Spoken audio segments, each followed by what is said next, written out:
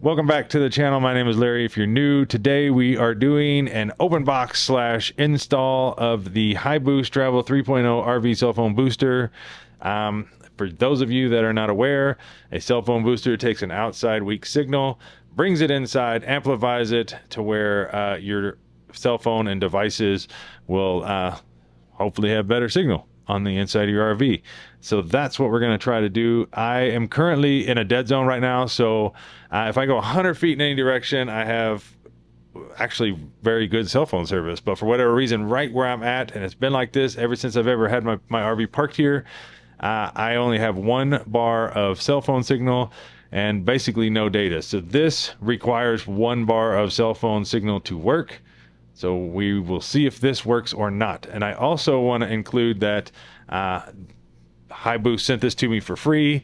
I am not affiliated with them. I'm not sponsored by them. I am just giving you my honest opinion on the device, and I hope that is what you're looking for. So if that's what you're looking for, let's dive right into the open box portion of this video. Actually, a pretty nice box. Not that it really matters. But just stating what I see. You got styrofoam here or foam. Let's get rid of that. Right here, we have the actual booster itself, which is honestly pretty heavy. I bet you this is 2 pounds, if not more. It's got the heat sink grooves here. It's got some rubber on the sides. It says HiBoost. You got your outdoor antenna insert, USB, indoor antenna insert, and DC in. Also, you have some lights across the top. This is actually a lot nicer than I thought it was going to be. Set that over here. Right here, we have what looks like the antenna part of it.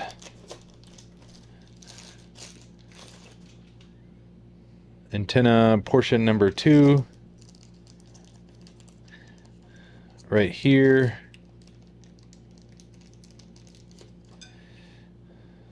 This goes, the antenna is hollow. This screws onto the bottom, and then that way you can run your wires out of the antenna is what this is for. So it's got a little slit right here. Your wires will come through and stick out right there. That's layer number 1. Go down here, the second layer down, we have our omnidirectional antenna.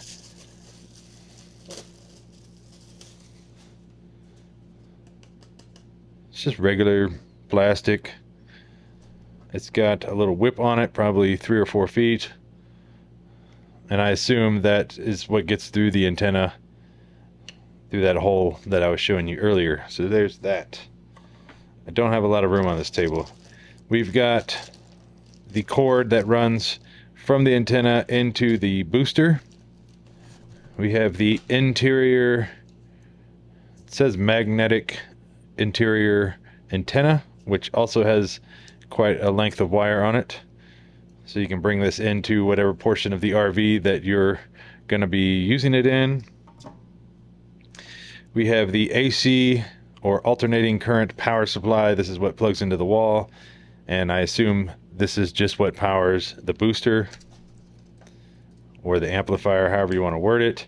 And then you also have a DC plug which plugs into the cigarette lighter in your car. It also has an on-off switch and a USB port, so that's actually pretty nice. There's some Velcro to stick down the booster. You have the mounting hardware for mounting this onto a pole or a ladder onto an RV. All right. Some handful of zip ties and a heavy duty spring. It actually looks like it's stainless steel, which would be very nice. And this goes on the bottom of the antenna. So in case you hit a tree or something like that, then it has some flex to it. Very well threaded. And that's how that goes. It does bend a little bit by hand. And then this is a sticker that goes onto the bottom of your antenna right here. so you can stick this wherever you want. First impression, actually it seems like very nice quality. The only thing that seems kind of cheap is this, but other than that, everything else seems really nice. Okay, so I live in Arizona and it's quite toasty outside, so we're going to do as much assembly as we can inside here. Plus, I think it'll be easier for you guys to see. So for right now, we're going to go ahead and put together the antenna. To the best of my knowledge, these both look exactly the same. And for my case, I'm going to use both sections right here. I've seen people use only one if you don't want it to stick up that high, but for me, I do want the extra length for my particular situation. I have here a 13mm wrench and just a pair of channel locks. These are just the two first tools that I grabbed. Obviously, you can use pliers or 2 wrenches, or I don't even know what, maybe a 1/2 inch or 1/2 inch wrench, maybe, if that might work. But I'm not too worried about scratching it. If you're worried about scratching it, you might want to put a piece of tape over it or something, but we're just going to snug those together like that. So next we're going to try to get this wire from the antenna fed through. And it is a bummer that they did not put metal threads right here. They just have plastic ones. Not that you're going to be taking it off and on, but I don't know. Who knows? I don't know the whole story behind it. I'm sure they thought about it. It's probably not even that big of a deal. All in all, I think they do make sure that they are putting out a very good quality product. I noticed with these brackets over here, which I'll show you in a little bit, they also kind of almost look like stainless steel. Or if they're not, they're a very nice steel. We're now going to get the spring threaded on. That there. That there. Snug that up. Here I am on the outside of the RV, and I place the one side of the bracket on one side of the ladder, the opposite side of the bracket on the opposite side of the ladder, and then I use the supplied U-bolt to connect the two together like so. It's a little bit difficult to hold with one hand, but it is definitely doable. I then add the flat washer to one side, flat washer to the opposite side. I then have a split washer or lock washer that I put over that on both sides. And then the nut goes over both washers. It's a little bit long-winded, but it's because the bracket is universal and can fit over multiple applications. I then straighten the bracket to where I would like it placed and make sure it's straight before tightening up with a 10mm socket. You do have to tighten both sides evenly in order for the bracket to remain straight.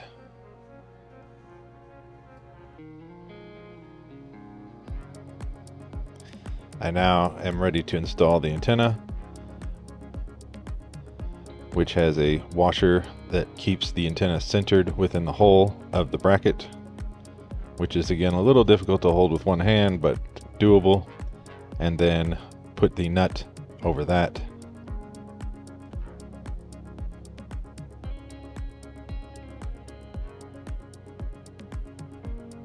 And then it requires a socket and a pair of channel locks to tighten that nut. Then take the wire and screw it into the antenna.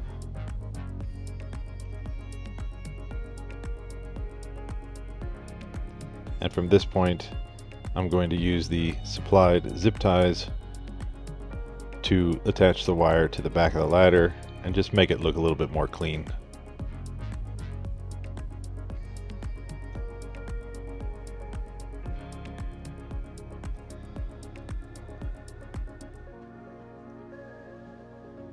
You can then take scissors, or I have wire snips here to take off the excess zip ties. Here we are on the inside of the RV, and the booster has these plastic caps that cover the threaded portions where the antenna screws in. I just take that off, take the one off of the coax cable from the antenna coming in from outside, and just hand screw it in like so. Same thing with the inside. The side that connects the inside antenna just screws in the exact same way. Here we have the AC adapter barrel plug, which just plugs into the side of the booster. And I'll plug this in here. As you can see, the lights are lighting up. All right, now that everything's all plugged in, we have the internal HiBoost antenna just sitting right here next to me. Best case scenario, I want to see how this works. I can already see I have 2 bars of service on my phone, which, like I said before, I'd either have none or 1 before. So it's definitely an upgrade. We will do a speed test real quick here on the Open Signal app that they suggest that you download whenever you get this device. And let's see what happens. Let's see what it looks like. Okay, the test is done. We have 7.9 download, 22.5 upload, and 50 latency. I hope you can see that right there. Now what we'll do is we will unplug the antenna and then see how that goes. All right, so now we're going to do a speed test here with no antenna plugged in. Let's see what the numbers are. Oh, here we go. All right. 5.2 download, 3.7 upload, and 53 latency. Okay, let's do a sum up review real quick. I think the product itself I think it's very good quality. I think they did a very good job making it. Very good with packaging. I don't have any complaints on that. As for the install, I feel like the install is as easy or as hard as you want it to be. For me right now, just running the wire through the window, it was very easy. Yeah, that's that. And then as for the service, it appears to have helped out my dead zone situation, and there is a visual difference from 1 to 2 bars on my phone, so it does obviously help out my signal. I think I'm going to test it a little bit longer term. So after, let's say, a few weeks, a couple months, whatever, I will pin a comment below at the top of the comments to say what I think of the service after a little bit more time of using it, because sometimes with cell phone service, it could go from day to day. Sometimes you might have a good day, someday a bad day.